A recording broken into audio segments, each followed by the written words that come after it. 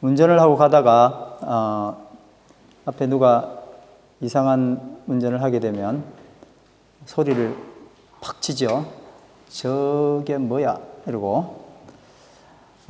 근데 내가 바쁠 때는 내가 내 마음대로 하면서 뒤에서 빵빵하면 어떻게 합니까? 저것도 못 참고 빵빵이야 또 그럽니다. 다 내가 내 위주로 살다 보니까 내가 다 맞다고 생각하는 거죠. 오늘 제목이 뭡니까? 물꼬를 트는 사람. 자, 내가 급한데도 양보를 했습니다. 그럴 때 여러분 경험하셨는지 모르겠지만 이상하게 교통이 잘 풀리더라고요. 그때 나는 물꼬를 트는 사람입니다. 물꼬를 잡아 틀고 못 가게 하는 사람이 아니라 물이 잘 흐르도록 만들어 주는 겁니다. 지난번에 어떤 영상을 봤는데 물이 계속해서 넘쳐나서 그 길이 이제 홍수 직전에 다른 게 다 물로 덮일 상황인데 한 사람이 부지런히 뭔가를 하고 있더라고요. 봤더니 드레인에 물 내려가는데 거기에 이제 뭐 플립팔이나 이런 것들이 너무 많이 있어가지고요.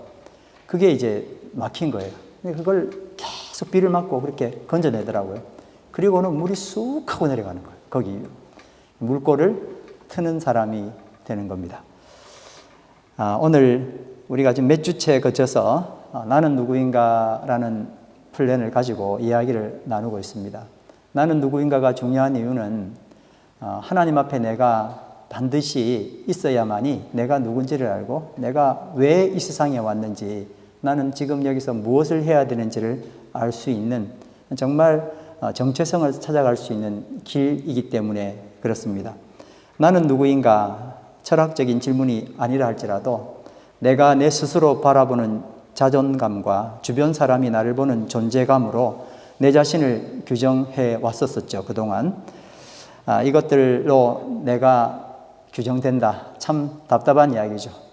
내가 하나님을 믿지 않는 사람이라면 이 세상 사람들처럼 남이 나를 규정하거나 혹은 내가 내 자신을 규정하는 것으로 내 자신이 그렇게 바로 서게 된다고 생각할 겁니다. 그러나 그럴 수는 없습니다. 어제 공연을 하는데 하누리 교회 이야기를 해서 좀 죄송합니다. 아무튼 하누리 교회는 울림 자체가 조금 없는 교회고 마이크를 사용해서 음악회를 해야 되는 그런 교회인데 지난번에 갔을 때보다 마이크가 엄청 좋더라고요. 엄청나게 비싼 마이크를 몇 개 했다고 그 음향 담당하는 청년이 저에게 이야기를 해 주었습니다. 굉장히 고가인데 만약에 그 고가 마이크가 아프리카 오지에 사는 사람 손에 들려져 있다고 한다면 그건 정말 그분들이 쓰는 막대기만도 못한 참 고철 덩어리입니다. 근데 그 속에 엄청난 재능이 들어있는데 놀라운 기능이 들어있는데 그걸 모르는 거예요. 그러면 그냥 걔는 무용지물입니다. 그렇게 멋지게 나왔지만 누구에게 쓰임받고 만든 사람에게 혹은 쓰임받게 되면 그 능력을 10분 발휘하는데 그걸 못하는 거예요. 좋은 마이크일수록 그를 잘 아는 분을 만나고 그에게 쓰임받아야 의미가 있습니다. 이 마이크도 가까이 대야 소리가 들리는데 그래서 말입니다. 여러분 잘 안 들리시죠? 이게 뭐냐면은 이 마이크는 그렇게 만들어졌고 어떤 마이크는 또 제가 멀리서 말해도 합창단 소리를 또 다 잡아내는 그런 마이크가 있단 말이에요. 용도별로 다 다르더라고요. 나도 우리도 마찬가지입니다. 내가 개인적으로 하나님 만나기 전에는 내가 왜 만들어졌는지 잘 모르고 세상에서 말하는 대로 그냥 살아왔습니다. 그러나 나는 예수님께서 목숨을 바쳐 살려놓은 엄청난 가치를 가진 사람입니다. 한번 자기 자신에게 한번 이야기를 해보겠습니다. 나는 엄청난 사람이다. 시작. 옆 사람에게도 한번 합니다. 시작. 당신은 자기 자랑하지 말고 너는 이라고 해야죠. 그러니까 나는 하나님을 진짜 이렇게 단체로 아니고 개인적으로 만나고 그래야 합니다. 하나님께 그 모습 그대로 쓰임받아야 의미가 있습니다. 그래서 나는 하나님을 진짜 1대1로 코람되어 만나는 것은 너무나 중요합니다. 자, 여러분, 하나님을 개인적으로 만나지 못했을 때 내 관심은 자꾸 주변 사람들에게 눈이 돌아갑니다. 그렇죠? 누가 나를 좀 인정해 주지 않나. 그리고 누가 나를 인정해 주면 막 기뻐지죠. 희로애락이 결정됩니다. 그런데 하나님을 구체적으로 만난 이후로는 내 관심이 내 주변에서 나를 역사하시는 하나님 존재감으로 나의 희로애락이 결정됩니다. 하나님 존재감입니다. 자, 그동안에는 내 중심의 존재감, 내가 이 공동체에서 어떤 존재감인가, 내가 집에서 어떤 존재감인가는 그 존재감으로 내가 살아왔었는데, 이제 이야기가 바뀌는 게 하나님이 내 삶에 존재하시는가, 하나님 존재감으로 삶이 바뀐다는 겁니다. 이제 하나님이 나를 만나시기 위해 모세를 부른 것처럼 나를 불러주시고 1대1로 만나기를 원하십니다. 나를 부르신 것, 이걸 부를 소자를 써서 소명이라고 이야기합니다. 그리고 그 소명 이후에 나를 조성하신 하나님께서 나를 써주시는 겁니다. 우리는 이걸 뭐라 그럴까요? 사명이라고 이야기합니다.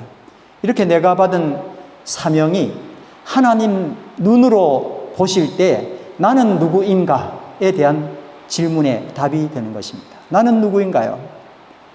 사명 앞에, 하나님 앞에 사명을 받았을 때 나는 드디어 누구인가가 결정되는 겁니다. 이전에 내가 결정해왔던, 그리고 내 스스로 내가 맞다고 생각했던 그 많은 것들은 사실 다 헛것입니다. 사람이면 누구나 자기가 누구보다도 많이 얻은 것을 자랑스럽게 여기고 이걸 사람들이 인정해 주기를 바라죠.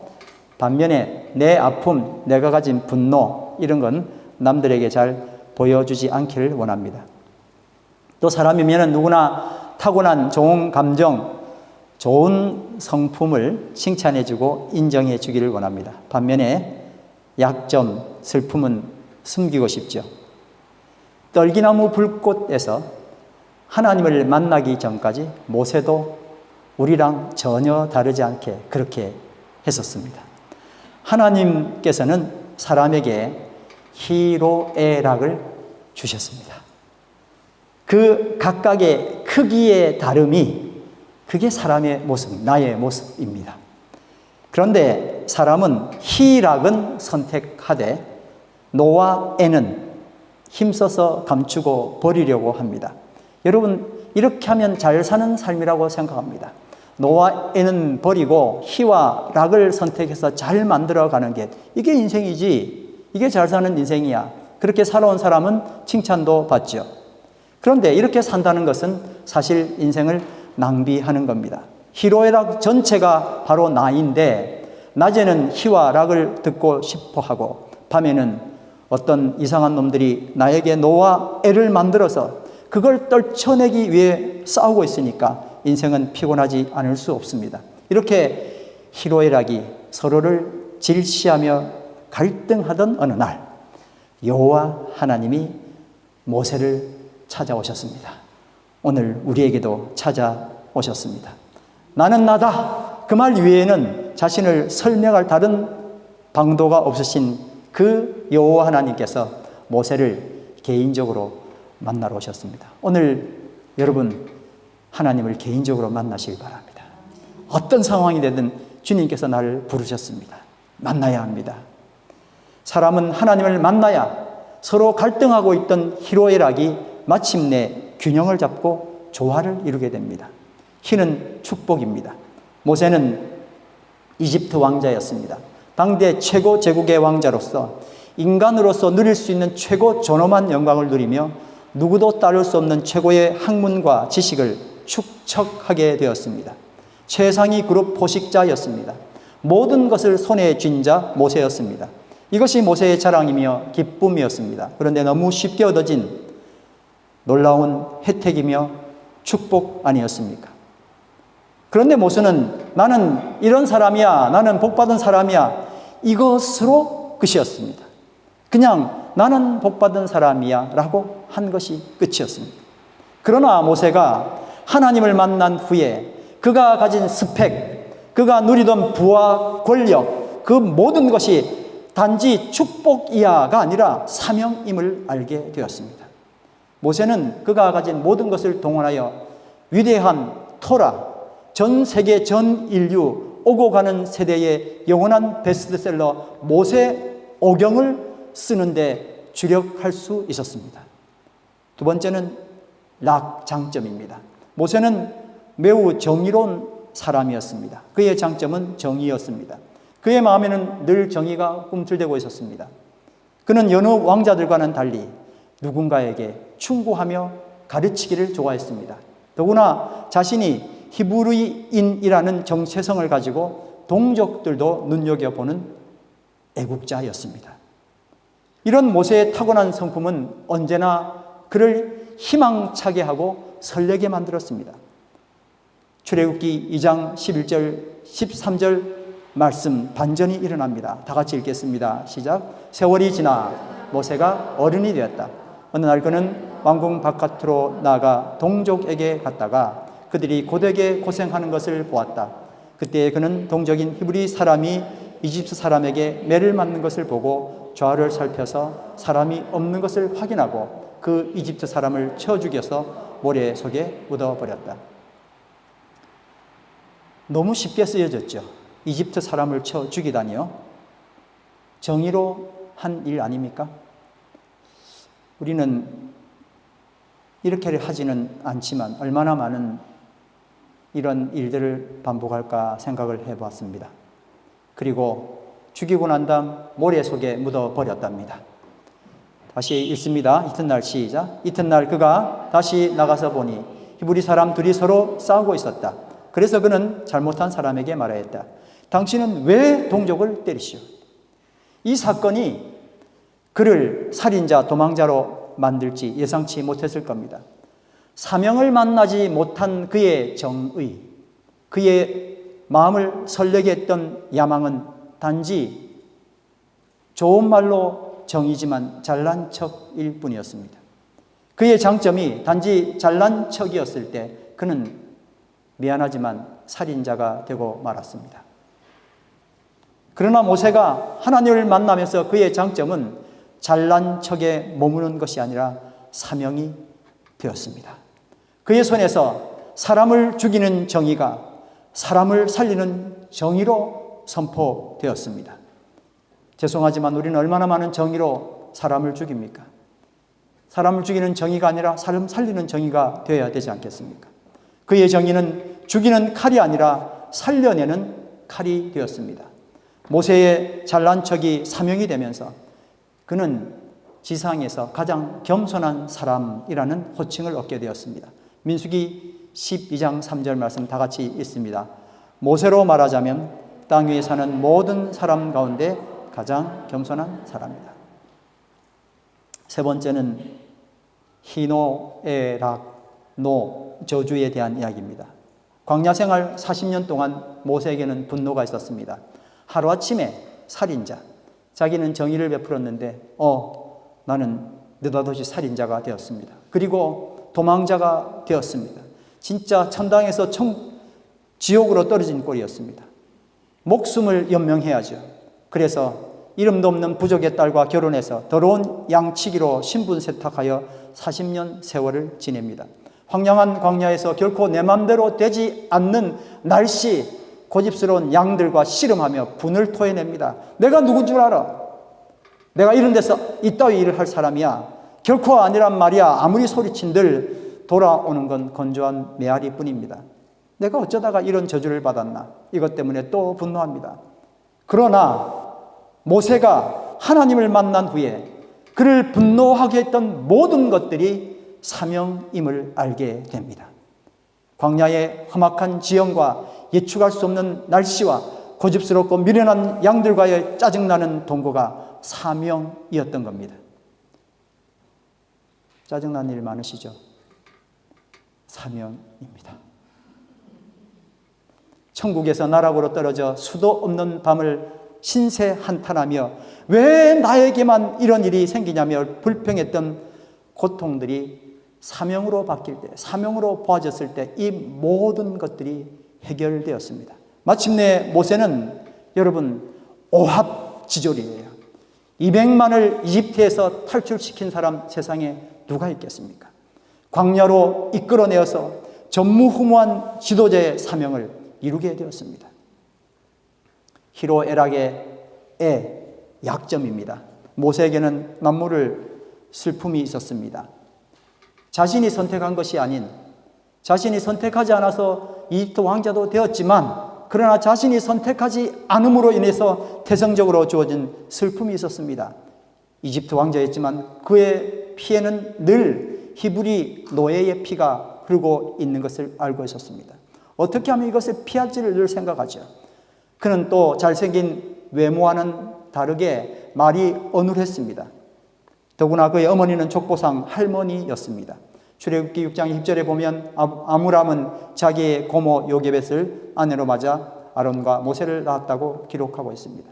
더구나 모세는 조상 야곱으로부터 저주받은 아들이었습니다. 레위의 자손 아닙니까? 이런 모든 약점은 열등감으로 모세를 괴롭혔습니다. 이것이 모세의 슬픔입니다. 여러분은 어떤 슬픔을 가지고 계십니까? 그 슬픔이 그냥 슬픔으로만 주저앉아 있습니까? 나를 계속 괴롭히고 있습니까? 그러나 하나님을 만나야 합니다. 모세가 개인적으로 떨기나무 가운데 하나님을 만나면서 남들보다 부담되는 열등감은 감추어둘 부끄러움이 아니라 사명임을 알게 되었습니다. 출애굽기 4장 11절 말씀입니다. 다 같이 읽습니다. 주님께서 그에게 말씀하셨다. 누가 사람의 입을 지었느냐? 누가 말 못하는 이를 만들고 듣지 못하는 이를 만들며 누가 앞을 볼 수 없는 사람이 되게 하거나 앞 못 보는 사람이 되게 하느냐? 바로 나 주가 아니더냐? 아멘. 주님께서 하셨습니다. 시작. 그러므로 그것은 사명입니다. 만약에 주님께서 하셨다는 이야기가 고백되지 않으면 이건 정말 저주입니다. 그러나 주님께서 하셨다고 할 때 이것은 저주로 끝나지 않습니다. 사명으로 세상을 변화시키는 역사가 됩니다. 결국 어머니 요게벳은 최상의 히브리 어머니 교육과 표상으로 바뀌게 되었습니다. 레위 족속은 하나님의 사역을 최전선에서 봉사하는 누가 됐습니까? 제사장 족속이 되었습니다. 그의 어눌한 혀 때문에 그는 오히려 섬세하고 방대한 글을 쓰는 사람이 되었습니다. 결국 우리는 하나님이 창조 전부터 나를 조성하셨다는 엄청난 사실 앞에 아멘 하고 부복하게 됩니다. 그러니 크리스찬이라면 당연히 내 존재감으로 살아오던 삶에서 하나님 존재하심으로 살아가는 것이 당연하고 이것이 바로 나는 누구인가의 답이 됩니다.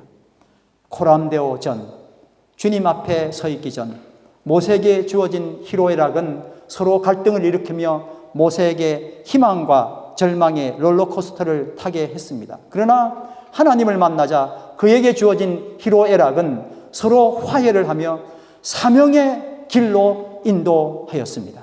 출애굽기 4장 20절 말씀 다 같이 읽습니다. 시작. 그래서 모세는 아내와 아들들을 나귀 등에 태우고 이집트 땅으로 돌아갔다. 그때 모세의 손에 하나님의 지팡이를 들고 있습니다. 여러분, 이건 놀라운 축복의 말씀입니다. 모세는 원래 어디서 썼습니까? 이집트죠. 도망 나갔잖아요. 우리가 가는 곳이 어디입니까? 우리가 가야 할 곳이 어디입니까? 도망 나온 그 자리예요. 모세가 이집트로 돌아갔대요. 그의 손에 뭐가 들려져 있었습니까? 하나님의 지팡이. 하나님 지팡이가 따로 있습니까? 양 치던 지팡이 아닙니까? 양이나 치던 지팡이가 하나님의 지팡이가 되었습니다. 이제 우리 차례입니다. 한번 따라합니다. 나에게 더 있는 스펙은 축복이 아니라 사명이다. 축복이야. 이러고 끝내지 말라는 거예요. 축복인데 사명입니다. 내가 남들보다 더 가진 것이 있죠. 축복이라 여기며 기뻐했던 그것들은 단지 내가 즐기고 누릴 것이 아니라 사명의 길이었습니다. 세금을 거두고 착복하고 더 큰 부자가 되려던 삭개오의 꿈은 예수님을 만나면서 가진 것으로 남에게 마음껏 봉사하는 사명으로 바뀌게 되었습니다. 누가복음 19장 5절에서 8절 말씀 한번 읽겠습니다. 예수께서 그곳에 이르러서 쳐다보시고 그에게 말씀하셨다. 삭개오야, 어서 내려오너라. 오늘은 내가 내 집에서 묵어야겠다. 그러자 삭개오는 얼른 내려와서 기뻐하면서 예수를 모셔드렸다. 그런데 사람들이 이것을 보고서 모두 수군거리며 말하였다. 그가 죄인의 집에 묵으려고 들어갔다. 삭개오가 일어서서 주님께 말하였다. 주님, 보십시오. 내 소유의 절반을 가난한 사람들에게 주겠습니다. 또 내가 누구에게서 강제로 빼앗은 것이 있으면 네 배로 하여 갚아주겠습니다. 야, 이건 놀라운 간증입니다. 여러분, 그렇지 않습니까? 가져야만 되는 줄 알았던, 하나님을 만나기 전에 내가 뭐든지 다 가지고 있어야 되는 사람이 드디어 베풀기 시작하는 겁니다. 사명으로 바뀌었기 때문에 이건 가능한 겁니다. 두 번째입니다. 따라합니다. 나에게 더 있는 장점은 잘난 척이 아니라 사명이다. 내 장점이 무엇입니까? 내 장점이 드러나고 그래서 칭찬받고 그것으로 사람들이 나를 평가해 주기를 바라면 끝입니까? 내 장점이 잘난 척으로 끝나는 것이 아니라 사명으로 들어가야 합니다. 이것은 남들보다 내가 좀 더 쉽게 이 일을 잘 할 수 있다라는 뜻입니다. 반대로 그들이 어려워하는 것에 내 도움이 필요하다 하는 뜻입니다. 내 잘난 척에서 다른 사람들의 약점을 담당하는 짐을 지는 사명이 바로 그 사명입니다. 세 번째입니다. 한번 따라합니다. 나에게 더 있는 아픔은 저주가 아니라 사명이다. 아멘. 나는 어떤 약점을 가지고 있습니까? 태생적 한계로 버리고 싶은 나의 슬픔은 무엇입니까? 그것은 감추어야 할 것이 아니라 사명입니다. 그것은 보통 사람은 보지 못하고 쉽게 지나치는 섬세함, 디테일, 이걸 보여주는 겁니다. 그래서 내 눈에 보이는 게 사명이라고 그랬어요. 한번 따르면 내 눈에 보이는 게 사명이다. 참 잘 보이죠, 그렇죠? 네, 그건 뭐라고요? 불평이 아니라 사명이다. 내 약점으로 인해 내 눈에 밟히는 것이 있으면 화낼 것이 아니라 보듬어 주어야 할 사명입니다. 나는 상처 입어 더 유능한 치유자가 되는 것입니다. 한번 따라합니다. 상처 입어 더 유능한 치유자. 아멘. 네 번째입니다. 나에게 더 있는 열등감은 약점이 아니라 사명이다. 내가 가장 슬퍼하는 것이 무엇입니까? 나를 고통의 10년으로 매일 밤 끌어들이는 열등감은 무엇입니까? 나는 어떤 슬픔을 가지고 있습니까? 숨기고 싶은 내 치부는 무엇입니까? 그런데 내가 저주라고 생각했던 그 고통은 나를 쉬게 만드는 밤이며 기름지게 만드는 겨울 같은 것입니다. 아픔은 고통으로 끝나는 것이 아니라 형통으로 이끄는 힘입니다. 남보다 더 아픈 것이 사명으로 받아들여질 때 아픔은 나를 치료하고 아픈 사람을 치료하는 역사를 발휘합니다. 시각장애, 저주의 상징, 실로암의 사나이, 그가 예수님을 만남으로 부모의 죄도 자신의 죄도 아닌 하나님의 영광을 위하여 쓰임받는 영광의 사명을 다했습니다. 하나님을 만나지 못했다면, 예수를 만나지 못했다면 시각장애 실로암 사나이는 그냥 저주받은 사람이에요. 그렇지 않습니까? 네 죄인지 부모의 죄인지도 모르고 그냥 저주받은 사람이에요. 그런데 주님을 만나고 그것저것도 아니라 하나님께 영광 돌리기 위하여 시각장애가 됐다는 거예요. 열등감으로 똘똘 뭉쳐 있었던 그 사람이 나와 우리와 오버랩된다면 오늘 하나님의 영광을 위하여 내가 이 땅에 태어났다는 사실에 감사하시길 바랍니다. 우리들 성도 사명 어떤 의미일까요? 사명이 있는 한 망하지 않는다라는 말이 있습니다. 아프리카 대륙을 횡단하던 리빙스톤이 맹수에게 물려서 생명이 위태롭게 되었습니다. 제자들이 선생님 여기서 이렇게 죽으면 어떻게 합니까? 하고 말하자 리빙스톤이 이렇게 말했습니다. 나에게 사명이 남아있는 한 나는 결코 죽지 않는다. 크리스찬에게 있어서 삶과 죽음은 사명과 관련이 있습니다. 한번 따라 하실래요? 크리스찬에게 있어서 삶과 죽음은 사명과 관련이 있다. 그러니까 내가 죽으면 아파서 죽고 뭐 다 해서 죽는 줄 알았는데 그게 아니고 뭐와 관계가 있다고요? 사명이에요. 그래서 사명, 크리스찬은 사명을 이루어야 돼요. 어쩔 수가 없어요. 내가 하나님의 은혜로 크리스찬이 되었다면 나는 사명을 이루고 그 사명이 끝나면 죽는 거예요. 살아있다는 것은 아직도 사명이 남아있다는 뜻입니다. 죽는다는 것은 이제 사명이 다 됐다는 것입니다. 하나님은 손해보시지 않습니다. 나를 구원하셨으면 사명 이루고 가도록 계속 하실 겁니다.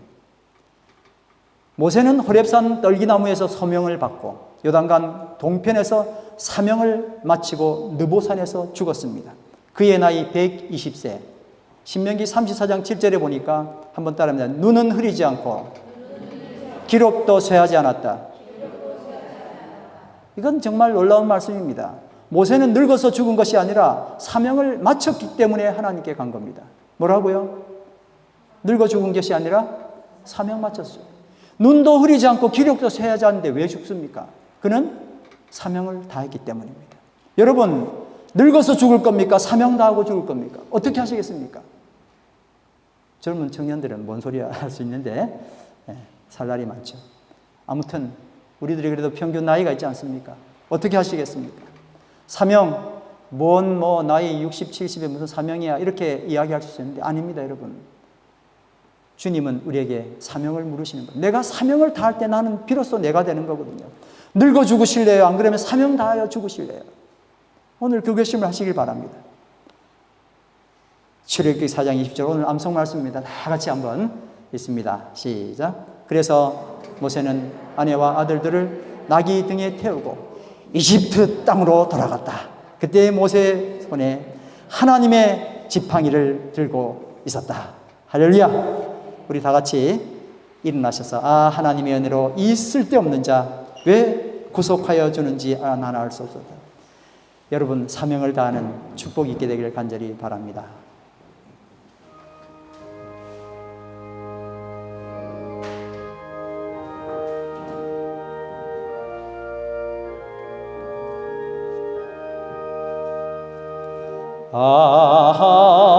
하나님의 은혜로 있을 데 없는 자 왜 구속하여 주는지 난 알 수 없도다. 내가 믿고 또 의지함은 내 모든 형편 아시는 주님 늘 보해 주실 것을 나는 확실히 아네. 왜 내게 그새 믿음과 또 복음 주셔서 내 마음이 항상 편한지 난 알 수 없도다. 내가 믿고 또 의지함은 내 모든 형편 아시는 주님 늘 보해 주실 것을 나는 확실히 아네. 왜 내게 성령 주셔서 왜 내게 성령 주셔서 내 마음 감동해 주 예수 믿게 하는지 난 알 수 없도다. 내가 믿고 또 의지함은 내 모든 형편 아시는 주님 늘 더해 주실 것을 나는 확실히 두 손 들고 찬양합니다. 내가 믿고 또 의지함은 내가 믿고 또 의지함은 내 모든 형편 아시는 주님 늘 보호해 주실 것을 나는 확실히 아네. 이 시간에 말씀을 생각하시면서 다 합심하여 기도하겠습니다. 사랑의 아버지 하나님, 은혜를 감사합니다. 이 쓸데없는 자를 구속하여 주신 은혜를 생각합니다. 믿음 주셔서 하나님 말씀으로 살아갈 수 있도록 인도하신 것 감사합니다. 그러나 그저 내 삶에 만족하는 것이 아니라 주님께서 나에게 주신 사명에 만족할 수 있는 심령으로 살아나갈 수 있도록 하나님 우리를 인도하여 주시옵소서. 이 세상은 지속적으로 내 위주의 삶을 살라고 이야기합니다. 내가 주인공이라고 이야기하며 날마다 내 마음 가운데 그런 이유로 고통을 주고 있습니다. 하나님, 오늘 말씀을 통하여 이젠 주님 앞에 서서 사명을 깨닫길 원합니다. 내가 왜 세상에 왔는지, 주님은 이 땅 가운데 날 왜 보내셨는지를 알기를 원합니다. 이 사명을 하나님 안에서 완수하며 늙어 죽는 것이 아니라 사명을 다하여 죽을 수 있는 하나님 사람 되기를 간절히 바랍니다. 하나님, 오늘 우리 마음 가운데 아픔과 괴로움들 이제 주님 앞에 내놓습니다. 이것이 사명이 되게 하여 주시옵소서. 나의 기쁨과 나의 장점들이 사명이 되기를 원합니다. 하나님 기쁨에 동참하는 사명자로서 살아나갈 수 있도록 우리의 각자 처한 자리에서, 우리의 공동체에서, 가족에서 이 사명을 이루는 하나님 사람 되도록 역사하여 주시옵소서. 감사합니다. 하나님,